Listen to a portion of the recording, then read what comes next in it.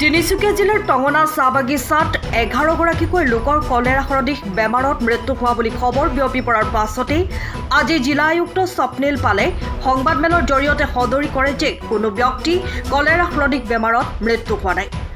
উক্ত খবৰটো বিয়পি পৰাৰ পাছতে স্বাস্থ্য বিভাগে টঙনা চাহ বাগিচাত উপস্থিত হৈ পৰ্যবেক্ষণ কৰাৰ লগতে মৃত লোকসকলৰ ফৰেনচিক পৰীক্ষা সম্পন্ন কৰে। ফৰেনচিকৰ ফলাফল অনুসৰি মৃত 11গৰাকীৰ 9গৰাকীৰেই কোনো কলেৰা ৰোগৰ লক্ষণ নাই। মৃত লোকসকলৰ অধিকাংশই মাদক দ্ৰব্য সেৱন কৰা আৰু নিমখজাতীয় খাদ্য অধিক গ্ৰহণ কৰাৰ বাবেই এই ঘটনা সংঘটিত হৈছে। কি টঙনা গাঁও টি এষ্টেটত 11জন মানুহ কলেৰাৰ কাৰণে তেওঁলোকৰ মৃত্যু হ'ল। চ' এই নিউজটো পাই পেলাই মই মোৰ লেভেলত এটা ফেক্ট ফাইণ্ডিং টীম বনাই দিলোঁ আৰু তেখেতসকলক ইনষ্ট্ৰাকশ্যন দিলোঁ কি তেওঁলোকে এই 11টা কেছ যাৰ ঘৰত মৃত্যু হৈছে তেওঁলোকে এই ঘৰকেইটাত যাওক আৰু তেওঁলোকৰ মেডিকেল হিষ্ট্ৰী আৰু ঘৰৰ মানুহৰ লগত কথা পাতি পেলাই কজ অফ ডেথটো এছাৰ্টেইন কৰক। So' accordingly the fact finding team যিটো আমি কনষ্টিটিউট কৰিছিলোঁ তেখেতসকলে 11টা ঘৰত গ'ল আৰু এই 11টা ঘৰৰ 9টা কেছততো তেওঁলোকৰ ভমিটিঙো নাছিল, লুজ ষ্টুলো নাছিল। 2টা কেছত ভমিটিং আৰু লুজ ষ্টুলৰ চিমটমছ আছিলে, but they also' head liver related problems.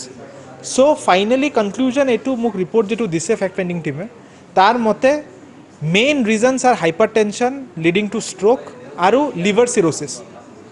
So' cholera related death information যিটো আহিছিলে এইটো আনছাবষ্টেঞ্চিয়েটেড, এইটো কোনো মেৰিট নাই এই ইনফৰমেশ্যনটো।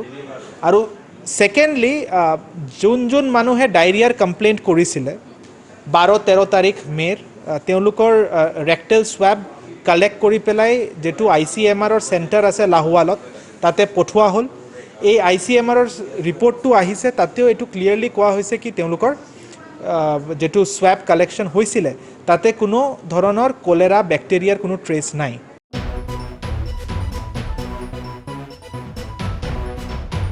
তিনিচুকীয়াৰ পৰা অজয় শৰ্মা ৰিপৰ্ট, টাইম আছাম।